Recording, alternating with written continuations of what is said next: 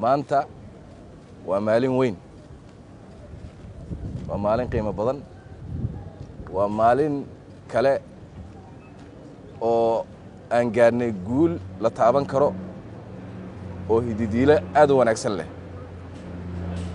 waa maalin farxad ay u tahay waxbarashada Soomaaliyeed, ubadka Soomaaliyeed iyo waalidka Soomaaliyeed. waa maalin muujinaysa mustaqbal ifaya oo dalkeenna uu cagta saaray. runtii aad iyo aad baan ugu faraxsanahay, uguna mahadcelinayaa wasaaradda oo uu hormuud ka yahay wasiir Faarax, dadaalkii ay sameeyeen oo ay ahayd ka soo bilaabeen inay dib u eegis ku sameeyaan hannaanka waxbarashada dalka, inay dib u eegis ku sameeyaan sida ay wax u socdaan, kadibna ay goosteen inay ka soo bilaabaan in ardada Soomaaliyeed iyo waalidka Soomaaliyeed loo naxariisto, dib loo eego, ayagoo markii ugu horreysayba kharashkii ay ku bixin jireen shahaadooyinka ka cafiyey, kadibna ka soo gudbay u arkay inay laga maarmaan tahay in dadka Soomaaliyeed dawladdu ay ku celiso canshuurta ay ka qaado. 3,000 oo macallin inay laga maarmaan tahay ardayda Soomaaliyeed si ay wax u bartaan, oo in ka badan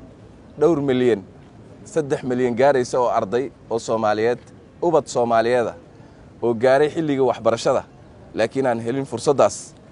inay tani u tahay bilow xalkooda si ay u helaan waxbarasho.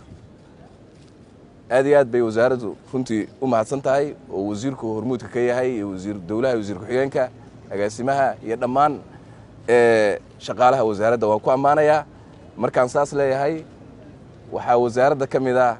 dhammaan wasaaradaha waxbarashada ee dowlad goboleedyada way ammaanan yihiin, wayna ku mahadsan yihiin. waa lagama maarmaan dawladdu inay khadamaad siiso shacabkeeda. dawladdu waxay qaadaa canshuur,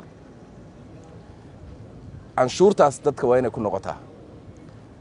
iyadoo adeeg ah, adeeg amni,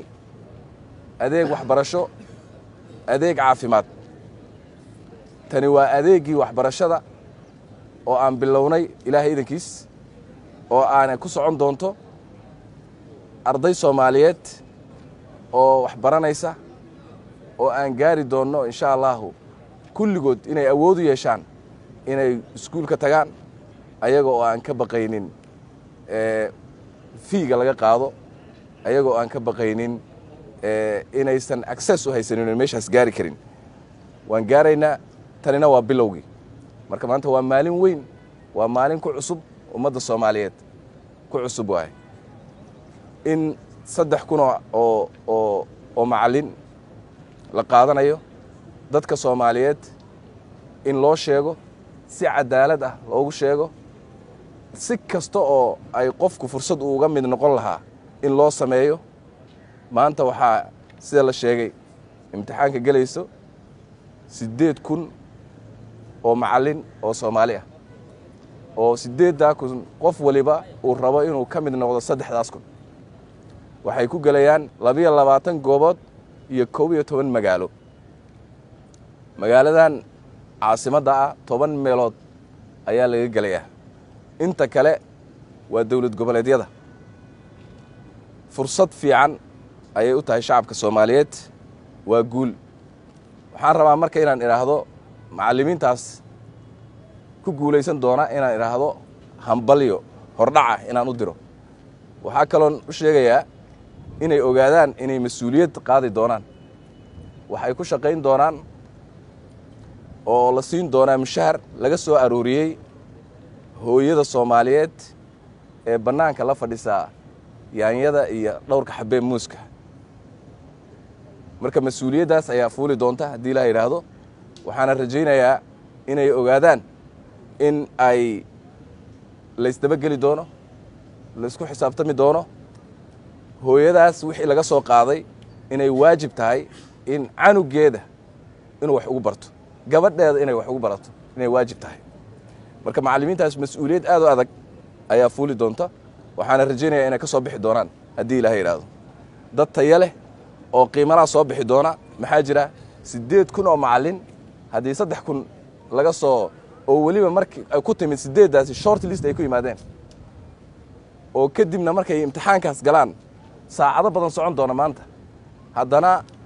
interview ay geli doonaan haddii la yidhahdo interview laga qaadi doono kadibna 3,000 saas ay ku soo bixi doonto taas micnaheedu waxaa weeye inay soo bixi doonaan macallimiin tayo leh oo ubadka Soomaaliyeed waxbarasho tayo leh u gudbin doona haddii la yidhahdo marka macallimiintaas mas'uuliyadaas aad ugu weyn baa saaran wayna ka soo bixi doonaan ilaahay idankiis dawladdu way dadaashay xukuumaddu way dadaashay wayna dadaali doontaa tanina waa bilow kuwa soo socdana sanadaha soo socdana waxaan rajaynayaa inay sii bataan sanadkan 3,000 ee macallin ayaa budgetka lagu daray ee xukuumadda marka sanadaha soo socdana insha Allah way sii badan doonaan ilaa aan ka gaarno in aan ubadkeena u helay waxbarasho waliba bilaash mas'uuliyadaas macallimiinta markaan ka gudbo shacabka waxaa saaran mas'uuliyada saaran waxaan rabnaa shacabka Soomaaliyeed ka rabnaa maadaama aan bilownay inaan dib u soo noolayno waxbarashadii oo ay ka bilaabatay in 3,000 oo macallin la qaato de 3,000 ee macallimiin waxay u baahan yihiin iskuuladii ay dhigi lahaayeen ee ubadka Soomaaliyeed wax ku bari lahaayeen deegaanada marka la degan yahay ee asalkoodu ay lahaayeen hay'adaha waxbarashadu waxaan codsanaynaa meel kasta oo waddanka la joogo ama caasimadda ha ahaato ama dawlad goboleedyada ha ahaato meel kasta oo la joogo dadka Soomaaliyeed waxaa laga codsanayaa in ay banneeyaan oo ay fursad siiyaan ubadka Soomaaliyeed goobihii iyo deegaanadii loogu talagalay ee hay'adaha waxbarashadu lahaayeen ee wasaaradda waxbarashadu lahayd in laga baxo oo la banneeyo si loo dayactiro si loo dhiso si ubadkeenu wax ugu bartaan in ay qoys deganaa ama qoysas deganaa deegaan muddo deganaa aan dhul iyo guryo kale iyo waxba toona lahayn in laga bixiyaa way xanuun badan tahay waxaase ka sii xanuun badan kii loogu talagalay inuu wax barto oo meeshaas wax ku barto inuu bannaanka ku ciyaaraayo oo bannaanka asagoo kabala taagan yahay waxbarasho haysan taasaa ka sii xun sidaa darteed danta caamka ayadoo la ilaalinayo waxaan ka codsanaynaa dadka Soomaaliyeed ayada oo aan la qasbin ayaga oo aan la pressure garayn inay si ayaga ka timid inay u banneeyaan iskuulada iyo meelaha kale ee waxbarashada loogu talagalay ee ay degan yihiin waxaa la farayaa dhammaan hay'adaha ammaanka ee shaqada ku leh iyo hay'adaha waxbarashada kulligood inay iska kaashadaan in la banneeyo goobihii waxbarashada si loo dhiso ama loo dayactiro oo loogu diyaariyo inay ubadkeena wax ku bartaan taasna waa laga maarmaan waa cusub baa inoo bariyay waqti cusub baan ku jirnaa waxaan rabnaa inaan dib u soo noolayno dhammaan adeegii bulshada maanta inay noo bilaabatay marka guul baan rajaynayaa shacabka Soomaaliyeed guul baan u rajaynayaa ardayda Soomaaliyeed guul baan u rajaynayaa wasaaradda waxbarashada hidaaya iyo tacliinta sare waxaan leeyahay guulaysta macallimiintana waxaan leeyahay guulaysta hambalyaan leeyahay waddankeenu horay buu u dhaqaaqay aan halkaa ka sii wadno ana iskaashanno si dhowna aan u wada shaqeyno waad mahadsantihiin assalaamu calaykum waraxmatullaahi wabarakaatuh